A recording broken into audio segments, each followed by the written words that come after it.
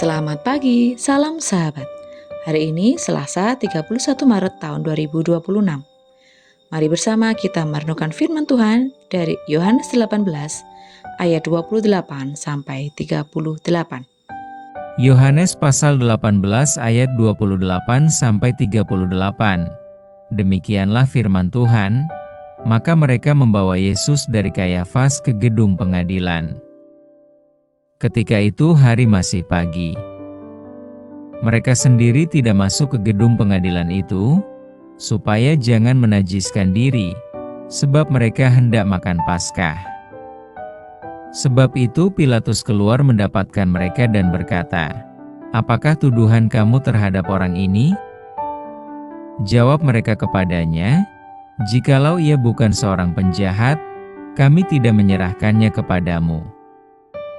Kata Pilatus kepada mereka, "Ambillah dia dan hakimilah dia menurut hukum Tauratmu." Kata orang-orang Yahudi itu, "Kami tidak diperbolehkan membunuh seseorang."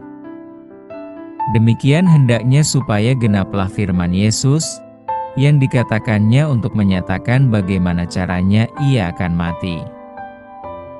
Maka kembalilah Pilatus ke dalam gedung pengadilan, lalu memanggil Yesus dan bertanya kepadanya, "Engkau inikah raja orang Yahudi?" Jawab Yesus, "Apakah engkau katakan hal itu dari hatimu sendiri? Atau adakah orang lain yang mengatakannya kepadamu tentang aku?" Kata Pilatus, "Apakah aku seorang Yahudi? Bangsa-mu sendiri dan imam-imam kepala yang telah menyerahkan engkau kepadaku, apakah yang telah engkau perbuat?" Jawab Yesus, "Kerajaanku bukan dari dunia ini. Jika kerajaanku dari dunia ini, pasti hamba-hambaku telah melawan, supaya aku jangan diserahkan kepada orang Yahudi. Akan tetapi kerajaanku bukan dari sini." Maka kata Pilatus kepadanya, "Jadi engkau adalah raja?" Jawab Yesus, "Engkau mengatakan bahwa aku adalah raja. Untuk itulah aku lahir dan untuk itulah aku datang ke dalam dunia ini, supaya aku memberi kesaksian tentang kebenaran. Setiap orang yang berasal dari kebenaran mendengarkan suaraku." Kata Pilatus kepadanya, "Apakah kebenaran itu?" Konflik adalah pertentangan antara dua kekuatan yang bisa terjadi dalam ranah fisik maupun non-fisik, baik itu batin, politik, sosial, ataupun agama. Peristiwa pengadilan Tuhan Yesus adalah konflik, karena dalam peristiwa itu kita mendapati pertentangan. Tuhan Yesus dibawa ke gedung pengadilan Romawi pada pagi hari dengan maksud agar pengadilan dapat tuntas pada hari itu, di ayat yang ke-28. Para imam tidak mau menajiskan diri mereka menjelang Sabat Paskah, di ayat 28, 31, dan 32. Ini adalah konflik antara agama lahiriah dengan iman yang benar. Agama lahiriah mencoba kesucian dari luar, tapi siapa yang dapat menyucikan hati? Pontius Pilatus sebagai pengadil keluar menemui para pendakwa, mendengarkan tuduhan mereka terhadap Tuhan Yesus di ayat 29 sampai 31.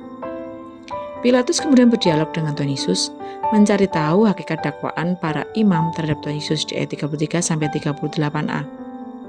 Melalui pertanyaannya, Pilatus dengan jelas mencoba menjauhkan diri dari tuduhan terhadap Tuhan Yesus dengan menegaskan bahwa ia bukan bagian dari orang-orang Yahudi yang mendakwa Tuhan Yesus di ayat 35.